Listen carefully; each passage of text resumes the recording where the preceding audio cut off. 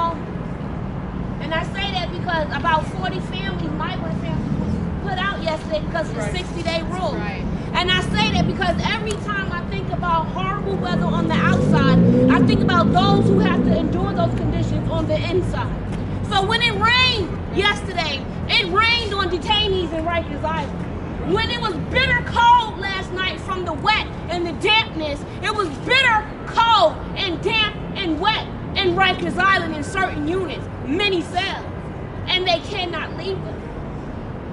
It actually flooded by my house last night. I know plenty of places it flooded in Rikers as well.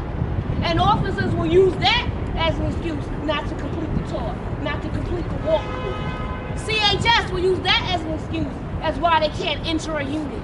And still, the detainees need what? Care, custody, while in control. And if they aren't getting it because of weather, how are they receiving it? If they are getting it because someone's too tired or overworked or just feels like it's not on them to fulfill their duties while on tour, how else are they receiving it? It is not okay for us to say they are the unheard. They are blatantly the ignored. They are blatantly the forgotten. That is completely different than being unheard. And we need to start acknowledging that on the outside. And I'm leading up saying this because we have a representative for someone who's supposed to represent every borough in New York City, every district in New York City, every constituent in New York City, and that is the public advocate. Now, who do we have? Jeffrey, are you representing the public advocate today? Come on down here. Because when we say we want justice, what does that look like? What does that feel like? What does that smell like? What does it... What's the blueprint for justice? I'm not sure the public advocate can tell us that, but what can you tell us the public advocate will do around these issues right now? Thank you.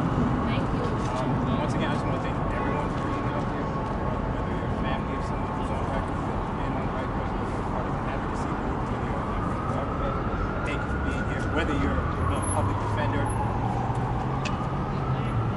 I really want to start speaking and talking about all the ills of Rikers Island, but like Dr. V, I spoke to the family of Chima Williams this week, and one of the things that continuously does is it humbles you because it realizes that these are not just names that we're holding up, there are people behind these names, their experiences, their lives behind these names.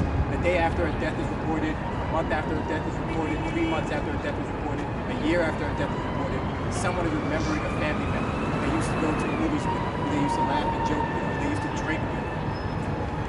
These are real people we're speaking of.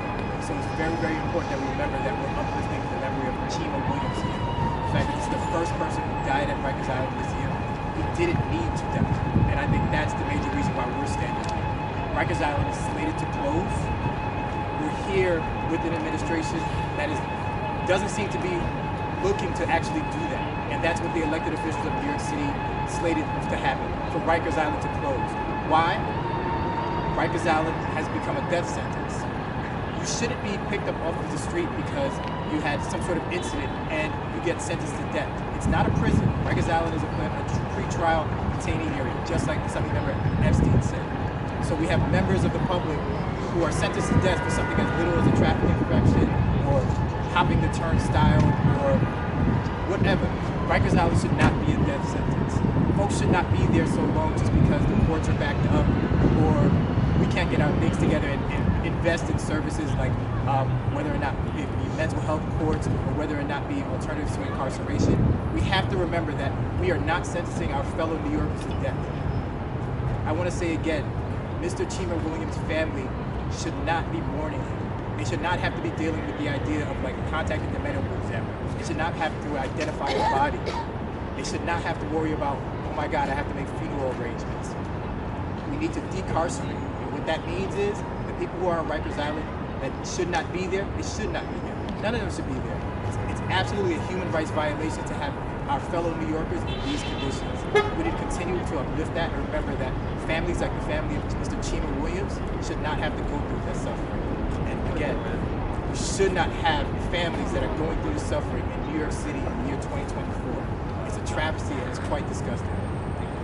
Thank you so much. It is a travesty. It is.